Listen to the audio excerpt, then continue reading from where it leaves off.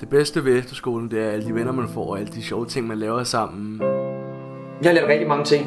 En ting er, at jeg ligesom er blevet klogere på mig selv, men jeg har også, kan man sige, lært forskellige måder at arbejde på, hvilket har gjort det lettere for mig fremover, og også gjort mig mere parat til at komme på gymnasiet. Hvordan skoleåret har været? Altså selvfølgelig så har det været det bedste år i mit liv indtil videre.